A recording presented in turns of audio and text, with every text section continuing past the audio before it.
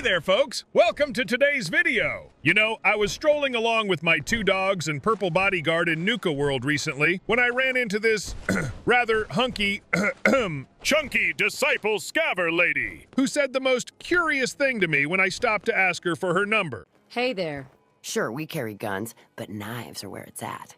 It's not fun unless you're up close and personal. Knives is where it's at. It's not fun unless it's up close and personal. My sentiments exactly. She's clearly talking about melee weapons, especially knives. And there's nothing more up close and personal in the killing business than a trusty old knife. Now, in the real world, you would never, and I mean never, bring a knife to a gunfight. But in the lawless world of Fallout, you bet you can bring a knife to a gunfight, like I'm doing right here. I'm taking down 4 dudes at the same time. I'm slicing their windpipes faster than they can pull the trigger. Look at that, bleeding out like chickens. This legendary girl fella doesn't stand a chance. But still, melee weapons in Fallout 4 kinda get the short end of the stick, if you know what I mean. See, there's hundreds of guns and laser beam, plasma, what have you weapons in the game. I mean, you know, the humble baseball bat, pipe wrench, sledgehammers, you know, get overlooked. But no more, my friends. That ends today because in today's video, I'm showcasing Fallout 4's melee weapons, and I'm going to try and convince you just how amazing the game's melee weapons truly are and can be in this game. Some of them, folks, outclass dozens of the many ballistic guns in the game. Personally, I'm completely won over by the melee weapons in this game, so much so that I never start a new game without first getting my hands on the best melee weapons as soon as possible. Go check out my video on how to get them all by level 20. Anyway, here goes. The best melee weapons by damage in the Fallout 4 world. And at the very top, we have this beauty, Adam's Judgment. You get this from those loony atomic weirdo cultists in Far Harbor, and you can get it after completing a rather simple quest. And it's yours. Yeah, just like that. Now, I never personally use this weapon. Oh no, way too slow for my taste. This weapon is best handed over to your companion, especially your faithful Sentinel Armor bodyguard. Adam's Judgment in his hands turns him into a skull-fracturing mechanical assassin. He knows just how to swing this thing around and clear paths for you. He's practically indestructible.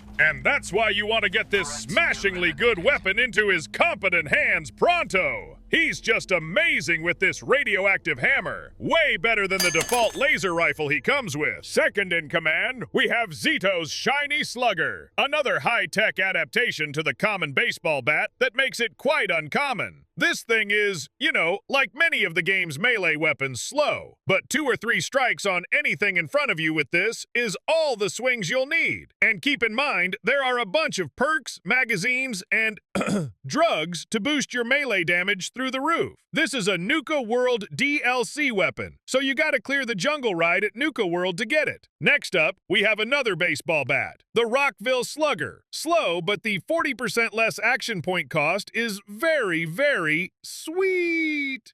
The next best is, you guessed it, yet another baseball bat. The Quick Draw Red Rocket Bat. It's, red. Next up are various sledgehammers. Again, give these weapons to your companions to use, as they'll have way better success with it than you will, 'cause they're pretty heavy and slow. This fishhook thingy is actually quite good. I gave it to Nick Valentine to use once, and he just went to town spearing ghouls and mirelurks with it like Captain Ahab from Moby Dick. Next up are the boards. This one reminds me of the paddle my art teacher used on my ass in high school. Yeah, back in the day you got paddled in the hallway for being a smartass. And you know, it was no big deal. No one sued! It was just the way things were back in those caveman years. That's what these boards remind me of. 10th grade shenanigans. Next, we have my favorite melee weapon, the knife. And this one specifically, the Bloodied Disciple's Cutlass. Another Nuka World melee weapon that if you get early in the game will have you slashing and hacking your way through the entire game. Any Disciple's Cutlass or serrated blade works with the same deadly efficiency. But the granddaddy of them all is, get ready for it, it's the Throat Slicer. Folks, I can't contain my love and respect for this magnificent, stupendous knife! It decapitates! It slices through ghouls like butter! Look, there goes his head! Hat still on it, one swing! And those creeps hiding out in this bunker? Well, here comes the butchers of the Commonwealth! They're all dead, in seconds. It's almost too easy. 1, 2, 3, 4 swings of the throat slicer, and this legendary bigwig bites the bloody dust, while my boy hammers the others with Adam's judgment. It is more fun when it's up close and personal, I gotta say. And think of all the ammo you'll save. Melee weapons only require you to swing them in the direction of whatever it is you want to maim, cripple, or destroy. It's as basic as killing gets. Now there are a collection of various swords, like this one. Medium speed and often with additional radiation, bleed, freeze, or some other such legendary effect. I'm not too fond of these things personally, but because this game turns you into a kleptomaniac, there it is in my collection of goodies. Rounding out this melee-type weapon, we have Krem's Tooth, which both bleeds and poisons its hapless victims. Very, very nice blade this is. And, of course, more of those beautiful Disciples' specialized blades. This one is especially effective against robots. Who but Bethesda could come up with a knife made just for the robot killer in you? Those friggin' game designers. Geniuses, I tell you. Gotta love them. Thank you, game gods. Next up are these shish kebabi doohickeys. A brilliant marriage of welding and butchering. I really like how this thing looks with its little metal wheel and the flame exhausts along the blade. Sheer barbecue madness with this one. I can almost smell the burning flesh of my victims. Smells like victory. And no melee collection is complete without the famous machete. This was the weapon used during the Rwandan genocide. Hundreds of thousands were hacked to pieces with this good old-fashioned gutting tool. This one cripples.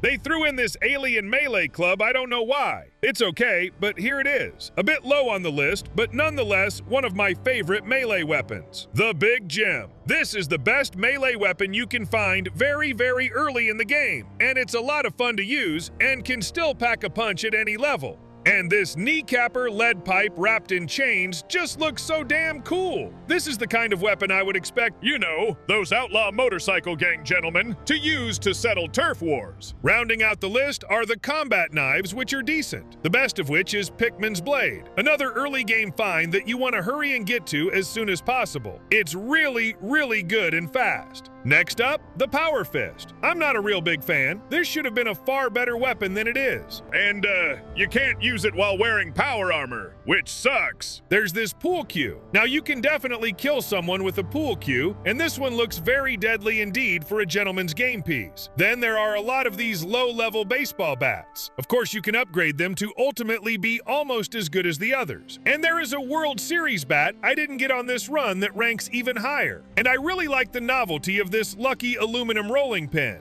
Ouch! Don't want that coming down on your fragile skull. And this board. I don't know exactly how it poisons. I mean, is it the wood? I don't know. This walking cane is James Bond cool. I could see someone meeting a violent death with this thing. Then the familiar switchblade. Classic design. Followed by these cool, legendary brass knuckles. Primitive, but effective. Junkie's knuckles? I like the sound of that. Penetrating knuckles ain't bad either. And lastly, the Harvester. It's a ripper, but its special legendary effect makes this one of the most effective melee weapons in the game. At almost any level, you can easily take down a Deathclaw with this simple little tool. What it harvests are organs. It stun locks everything. They're just helpless as you chop away. And there you have it, folks. These are the game's limited but fairly decent melee weapons and types. Look, I get it. Guns are sexy. They're fun, powerful, make loud noises. But don't overlook melee weapons, my fellow soul survivors. Some are way overpowered. They're economical, fun to use, and quite deadly. And if you don't believe me, watch how my robot companion and Sentinel armor bodyguard and I take down this highly armored and guarded Enclave encampment in less than 2 minutes with our chop and smash weapons, up close and personal. He might as well have been naked for all the good that suit did him. Watch this! Knife versus Enclave Laser Turret Mark II! Knife wins! Hallelujah!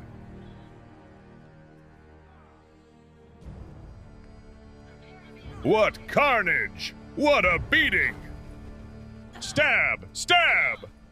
Poor fella. Didn't stand a chance. And hand over that Tesla cannon, why don't you? Thanks for watching. Do me a solid by smashing that sub button, and I'll see you next time right here for more Fallout 4 content. Arrivederci, adios, auf Wiedersehen, so long! Hey there. Sure, we carry guns, but knives are where it's at. It's not fun unless you're up close and personal.